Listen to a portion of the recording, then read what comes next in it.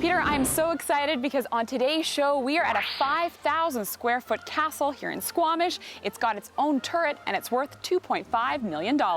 This place is beautiful inside and out. It sits on 2 acres. Obviously, you can see behind us, there's a lot of greenery, there's a river, and the stone and woodwork inside is absolutely immaculate. They used a lot of local people to help build it as well. They sure did. They also did a lot of the work on their own, and they did it over a 10-year period. Whew. Well, that's what I call a labor of love. Bob and Carolyn Waters fell in love with this 2-acre property in Squamish. Just not the 1970s style house on it. The house that was here was definitely left a lot to be desired.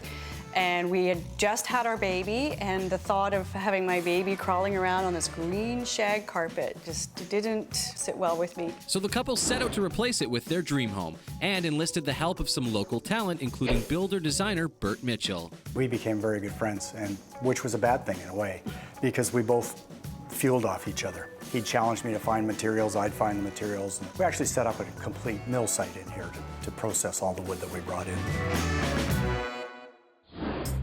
It took over 15 years to completely finish the house, so the Waters did some improvising. When we moved in, what is now a bathroom upstairs was my kitchen. When the family finally moved into their custom-built home in 2003, they discovered they were surrounded by beautiful scenery and some unexpected neighbors. When everybody comes to Squamish to do the eagle count, they're looking for the eagles, they're in our backyard. Now the couple is selling their dream home, but they insist the new owner can still make it their own. There's still room to go over the garage. You could do so many more things to it. Now it's time to check out this $2 million Squamish castle.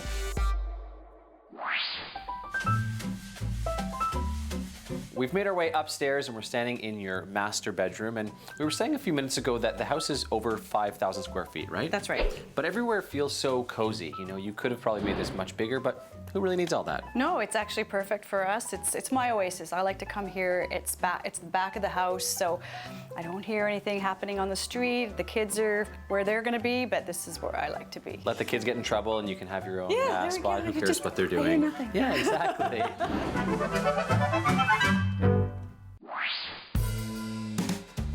You have a seating area in here with a fireplace, which would be great in the winter. And this time of year, you can sit outside. Yes, Sunday mornings, it's my favorite place to be, with the coffee and the newspaper. It's very private. You have these beautiful etchings on your railing. That was done by you, right? Yes, it was. Wow. Yes. How do you do those? That's very impressive.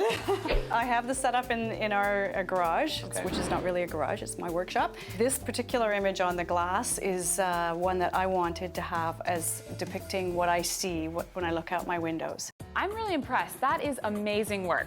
I do have to say, Peter does some etching himself, but it's mostly on his daughter's Etch-a-Sketch. This is your master suite, but we also have 3 other bedrooms on this floor. Yes. 2 of them are your kids. Yes. Katie's right next door, so she has her space. And then Christopher, his room ended up being part of our master suite because when we moved in, he was very little and I wanted him close by. And he's got the best room in the house. Kids always The win. most character. It's a great room. That's like my daughter. She's got the best room in the house too.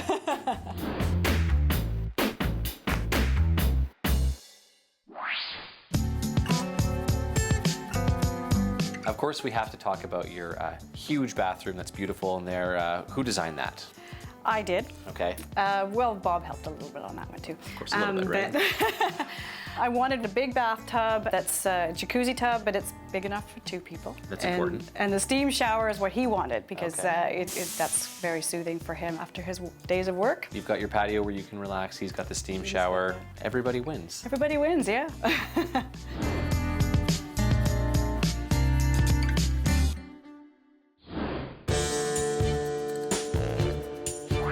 Now, Carolyn, we are standing in your favorite room in the house, Yes. the kitchen, and a lot of blood, sweat, and tears went into this room, right? Yes, it was a long time coming. We have to talk about the sort of the look of the kitchen. How would you describe it? The kitchen cabinetry is antiqued, and it was all hand done. I wanted to have a bright room in here because there's a lot of wood in this house, which I absolutely adore. But in this room, I wanted the lightness and to be able to enjoy the beautiful gardens and the wildlife. We have our neighborhood bear come through here once in a while. It's all good fun. Very cool. It's like the nature channel right outside your kitchen. Yes.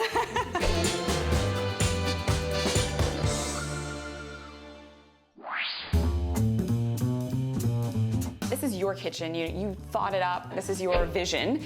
But you did let Bob make one crucial decision. I did, and it was a struggle. I wasn't sure I wanted to do it, but he really wanted to have these antiqued icebox handles for the 2 refrigerators, and I wasn't so sure about it, but in the end, he got them, and we all love them. I have to say, I did notice them when I walked in, so nice work, Bob.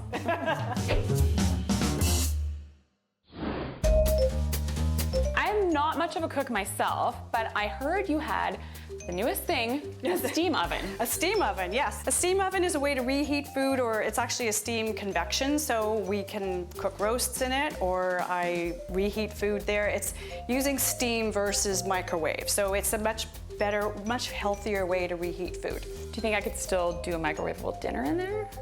Yeah, you could, if that's what you really wanted to do. Actually, Bianca, the microwave is the one appliance that you have truly mastered. You might want to stick with that.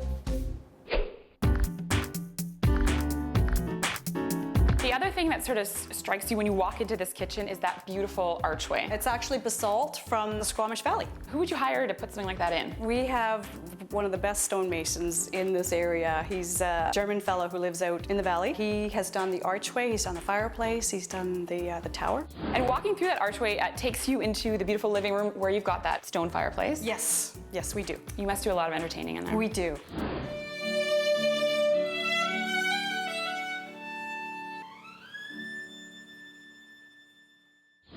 It is a really lovely room to sit in and enjoy a glass of wine. Yeah, I mean, I can only imagine. Let's do it. Okay, can we? I mean, I've got a little bit of wine here. Okay. Cheers. Cheers.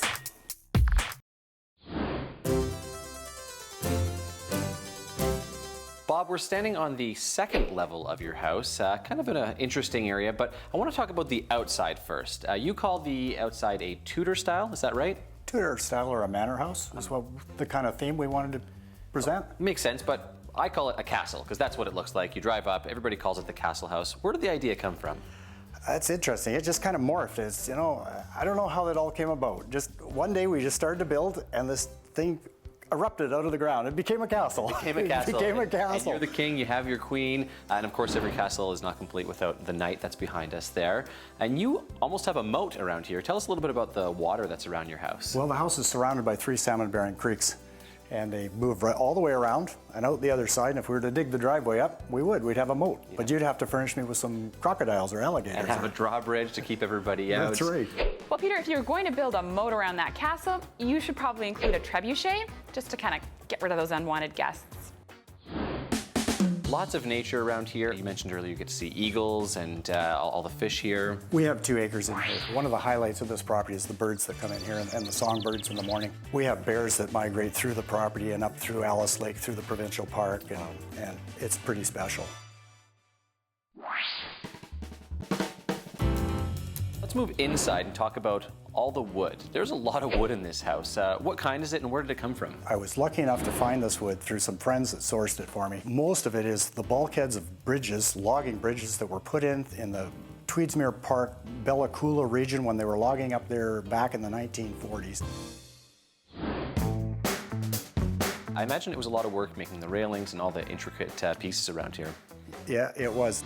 Bert, who became a very good friend and the designer, builder of this home, the man was a great artisan, and you know, once you're at that level, other people start to attach. We were in no hurry to build this house. This house was just something, it was a love thing. We just fell in love with what was going on and with the people. So they just kept coming by and showing their talents, and then we'd be introduced to another person who could do something just even better, you know? Obviously there's a lot of talent in this area, a lot of artists, and well, you kind of did like Field of Dreams. If you build it, they will come.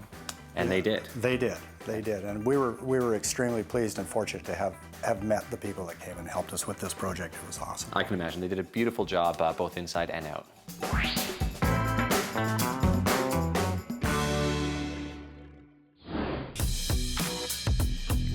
Bianca, what a great day checking out this beautiful house here in Squamish. I love how green it is around here. It's very relaxing. And Peter, you get to live in a castle. It's got a turret, a knight. I mean, you could add a moat or maybe a drawbridge. Ooh, and a cannon on top? Yes. Yeah, it would be a lot of fun living here. What I love about Squamish as well is that it's so close to Vancouver. Whistler also not too far away. I mean, you could go skiing in Whistler and sailing in Vancouver all in the same day.